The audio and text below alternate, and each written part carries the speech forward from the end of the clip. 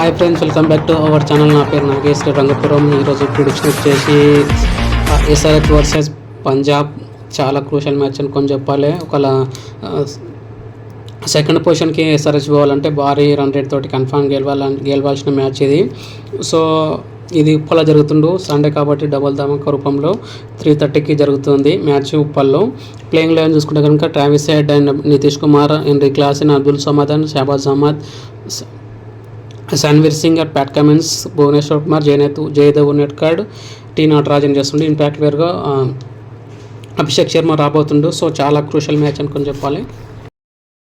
So వీళ్ళు playing లెవెన్లో ఉండబోతున్నారు. ట్రావిస్ హెడ్, అభిషేక్ శర్మ అయితే చాలా భారీ హిట్టింగ్ తోటి ఆడుతుర్రు. వీళ్ళిద్దరు కూడా ఇంకొక 10 overs వరకు ఉన్నారు అనుకో 300 స్కోర్ ఈజీగా కొడుతుందని చెప్పి అనుకుంటున్నాం. ఎందుకంటే వాళ్ళ హిట్టింగ్ అట్లుంది. సో ఫస్ట్ బ్యాటింగ్ పడితే కన్ఫామ్ ఈసారి 300 స్కోర్ కొడతామని చెప్పి అనిపిస్తుంది. ఎందుకంటే మన ఎస్ఆర్హెచ్ గ్రౌండ్ కాబట్టి. దాని తర్వాత నితీష్ కుమార్ రెడ్డి పర్వాలేదు అనిపించిన.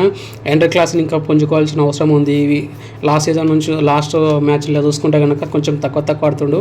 సో అతను కూడా మంచి ఇచ్చి పడేసి గేమ్ ఆడాలంట చెప్పి అనిపిస్తుంది. దాని తర్వాత అబ్దుల్ సమద్ పర్వాలేదు అనిపిస్తుండే, మంచిగా ఆడుతుండు. నెక్స్ట్ వచ్చి బౌలింగ్ విషయానికి వస్తే భువనేశ్వర్ కుమార్ కంబ్యాక్ ఇవ్వడం నాకు పెద్ద అడ్వాంటేజ్ అనుకొని చెప్పాలి. స్వింగ్ ద్వారా మంచిగా ఆడుతుండు. దాని తర్వాత టీ నటరాజన్ యార్కర్ తోటి మంచిగా ఆడుతున్నాను అనుకొని చెప్పాలి.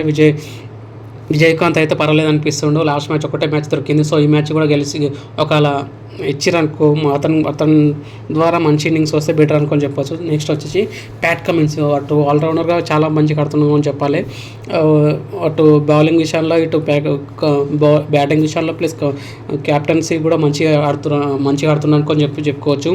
సో ఈ సీజన్లో అయితే కన్ఫామ్గా ఒకవేళ ఫస్ట్ బ్యాటింగ్ పడితే కనుక కన్ఫామ్గా అయితే 300 స్కోర్ అయితే కన్ఫామ్ కొడుతుందని చెప్పి నాకైతే ఎక్స్పెక్టేషన్స్ అయితే ఉన్నాయి. సో ఈ వర్షం కూడా ఒక కారణం అనమాట. వర్షం కూడా వచ్చిందనుకో కొంచెం రిస్క్లో పడబోతుందని చెప్పి చెప్పుకోవచ్చు. ఆల్రెడీ ఒక 1 point మనకు లాస్ అయింది. గుజరాత్ తోటి గెలిచే మ్యాచ్ తోటి మనం లూజ్ అయినాం. ఓన్లీ 1 point వచ్చింది కాబట్టి. సో ఒకవేళ ఫస్ట్ ఇన్నింగ్ ఆడితే కనుక మన ఎస్ఆర్హెచ్ ఫస్ట్ బ్యాటింగ్ ఆడితే కన్ఫామ్గా ఎన్ని రన్స్ కొడుతుందో ఒకసారి కామెంట్ రూపంలో తెలియజేయండి. సో ఇట్లాంటి అప్డేట్ కోసం మన ఛానల్ సబ్స్క్రైబ్ చేసుకోండి. సో ఈ లాస్ట్ మ్యాచ్ అయితే మన ఎస్ఆర్హెచ్ ఓడిపోయింది. దాని తర్వాత పంజాబ్ అయితే ఆర్ఆర్ నోడగొట్టి అయితే మంచి ఫామ్లో ఉన్నారు అనుకొని చెప్పాలి. మన దగ్గర అయితే ఫారెన్ ప్లేయర్స్ ఎవరు లేరు, వెళ్ళిపోయే వాళ్ళు. సో కన్ఫామ్గా ఉన్న టీంలు అందరూ కన్ఫామ్గా ఆడబోతున్నారు. ఇది సో ఓవరాల్గా విషయానికి వస్తే మొత్తం లాస్ట్ మ్యాచెస్ చూసుకుంటే కనుక పంజాబ్కు ఎస్ఆర్హెచ్కి ఎస్ఆర్హెచ్ 3 games గెలిస్తే పంజాబ్ 2 games గెలిచింది. సో మనకు టాప్ సెకండ్ పోవాలంటే కన్ఫామ్గా గెలవాల్సిన మ్యాచ్ అనుకొని చెప్పాలి ఇది. సో కన్ఫామ్గా ఇది గెలిచారు అనుకో టాప్ పొజిషన్లో అయితే సెకండ్ పొజిషన్లో కన్ఫామ్ ఆడుతుంది. సో సెకండ్ పొజిషన్ ఆడితే అడ్వాంటేజ్ ఏంటంటే ఎలిమినేటర్ 1లో ఒక మ్యాచ్ ఓడిపోయినా సరే సెకండ్ మ్యాచ్కి అయితే ఉంటుంది గెలవడానికి. గెలిచినా సెకండ్ మ్యాచ్లో చూసుకోవచ్చు అని చెప్పి ఇది ఒక అడ్వాంటేజ్ ఉంటుంది. దానికోసం ఎస్ఆర్హెచ్ కన్ఫామ్ ట్రై చేస్తుంది అనుకొని చెప్పాలి.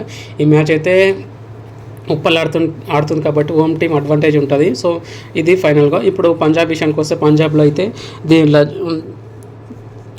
Simran and Jonny Bairstow, Rilee Rossouw Shashank Singh, Jitesh Sharma, Sam Curran, అమ్రిత్ ప్రాత్ అండ్ హర్షల్ పటేల్ అండ్ వీళ్ళు ఆడుతున్నారు మేర్ ప్లేయర్స్. అంటే దీంట్లో శ్యామ్ కరణ్ వెళ్ళిపోతుండు ఫారెన్కి అండ్ జానీ బెస్టో కూడా ఉండట్లేడు. సో వీళ్ళతో కెప్టెన్ జితేష్ శర్మ ఆడుతున్నట్టు అని చెప్పి అంటున్నారు. సో ఎవరు ఆడుతారో కన్ఫామ్ అయితే తెలియదు. జితేష్ శర్మ అయితే అంటారు. ప్లస్ కెప్టెన్ లేదు, ఇప్పటివరకు కెప్టెన్కి ఎక్స్పీరియన్స్ లేడు. దాంతోపాటు అతను ఇంకా ఫామ్లో లేడు అనుకొని చెప్పుకోవచ్చు.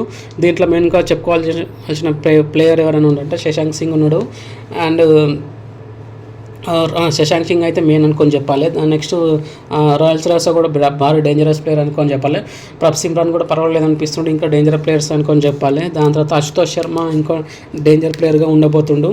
సో ఓవరాల్గా బౌలింగ్ విషయాన్ని పర్వాలేదు అనిపిస్తుంది, కానీ బ్యాటింగ్ విషయాలు మాత్రం కన్ఫామ్గా చాలా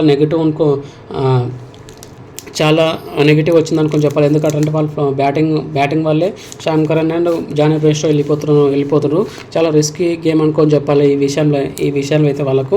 సో ఓవరాల్గా అయితే ఎస్ఆర్హెచ్ తలబడుతుంది కాబట్టి అన్నీ మనకు అడ్వాంటేజ్ ఉన్నాయి. ఓన్ గ్రౌండ్ అడ్వాంటేజ్ ఉంది. దాని తర్వాత పంజాబ్ తోటి వాళ్ళు ఫారెన్కి వెళ్ళిపోతారు ఇద్దరు పెద్ద ప్లేయర్స్. దాంతోపాటు పిచ్ కూడా మనకు అనుకూలిస్తుంది. బట్ బ్యాట్స్మెన్ అటు ఫాస్ట్ బౌలింగ్కి ప్లస్ స్పిన్నర్స్కి అందరికీ అనుకూలిస్తుంది అనుకొని చెప్పాలి. సో వీలైతే ఫైనల్ ఇట్లా ఎట్లుంటారంటే ఈ పిచ్ అందరికీ అనుకూలంగా వస్తుంది. ఒకవేళ బౌలింగ్ వాన పడకుంటే కనుక బౌలింగ్కి మంచిగా సహకరిస్తుంది, ప్లస్ సెకండ్ బ్యాటింగ్ చేసిన వాళ్ళకి కూడా మంచిగా బౌలింగ్ సహకరిస్తుంది. ఇట్లా పిచ్ ఏమి ఉండదు. సో ఓవరాల్గా మనం మ్యాచ్ గెలిస్తే కనుక సెకండ్ పొజిషన్కి వెళ్ళే ఛాన్సెస్ అయితే ఉండేది. నాకైతే మన బ్యాటింగ్ విషయాలకు చెప్పుకుంటే కనుక మంచిగా Travis Head and Abhishek Sharma ఒక 10 ఓవర్స్ వరకు ఉన్నారనుకో, నాకు ఆ బ్యాటింగ్ చూడాలనిపిస్తుంది. ఎందుకంటే వాళ్ళు బౌలింగ్ కూడా అంత లైనప్ ఏం లేదు. హర్షద్ పటేల్ అంతంత మాత్రాన్ని అవుతుండు, బట్ పర్పుల్ క్యాప్ అతని దగ్గర అంత ఈజీ నీకు ఏం రాదు. హర్షదీప్ సింగ్ వచ్చేసి కూడా మంచి ఫామ్లో ఉంటాడు అనుకొని చెప్పాలి. ఇంకా చూడాలి మ్యాచ్ ఎట్లా, ఎంత పెద్ద హిట్టింగ్ అయినా సరే, ఎంత పెద్ద బ్యాట్స్మెన్ అయినా సరే కన్ఫామ్గా అయితే ఫామ్లో నిలబడితేనే కన్ఫామ్గా గ్రీజ్లో నిలబడితే కన్ఫామ్గా ఆడే ప్లేయర్ అనుకొని చెప్పాలి. ఈ సీజన్ అంత టఫ్గా అనిపించింది. సో ఇది ఫైనల్గా. సో పంజాబ్ విషయానికి వస్తే ఆల్రెడీ వాళ్ళు అయితే ఎలిమినేటర్ అయ్యారు. సెకండ్ పొజిషన్లో ఉందంటే 9th పొజిషన్లో ఉన్నారు. వాళ్ళు గెలిచినా ఓడిపోయినైతే వాళ్ళకి అంత ఫరక్ ఏం పడదు, ఆల్రెడీ ఇంటికి వెళ్ళిపోయినారు కాబట్టి. సో మనకే కొంచెం గెలవాల్సిన మ్యాచ్ ఇది. సెకండ్ పొజిషన్కి వెళ్తే ఒక అడ్వాంటేజ్ ఉంటుంది. 17 పాయింట్స్ ఈ ప్రజెంట్ ఉన్న మన పాయింట్స్ 15 పాయింట్స్ ఉన్నాయి. ఒకవేళ గెలిస్తే కనుక 17 పాయింట్స్కి వెళ్తుంది. కేకేఆర్కి 19 పాయింట్స్ ఉన్నాయి కాబట్టి కన్ఫామ్గా సెకండ్ పొజిషన్కి వెళ్ళే మ్యాచ్. లాస్ట్ మ్యాచ్ వచ్చేసి ఆర్ఆర్ వర్సెస్ కేకేఆర్ ఉంది. సో కన్ఫామ్గా అయితే కేకేఆర్ గెలిచే మ్యాచ్ రేపు ఈవినింగ్ సెకండ్ మ్యాచ్ సండే రోజు. సో ఇదైతే ఫైనల్గా కన్ఫామ్గా అయితే సరే గెలవబోతుంది. ఈ మ్యాచ్లో చూసి ఎంజాయ్ చేయండి, ఉప్పలో జరిగే మ్యాచ్. సో ఫైనల్గా మీరేమనుకుంటారు, మీ ఫేవరెట్ టీమే ఐపీఎల్ ఏదో టీము ప్లస్ కప్ ఏదో కొడుతుందో కన్ఫామ్గా అయితే కామెంట్ రూపంలో తెలియజేయండి. Thank you for watching friends, bye.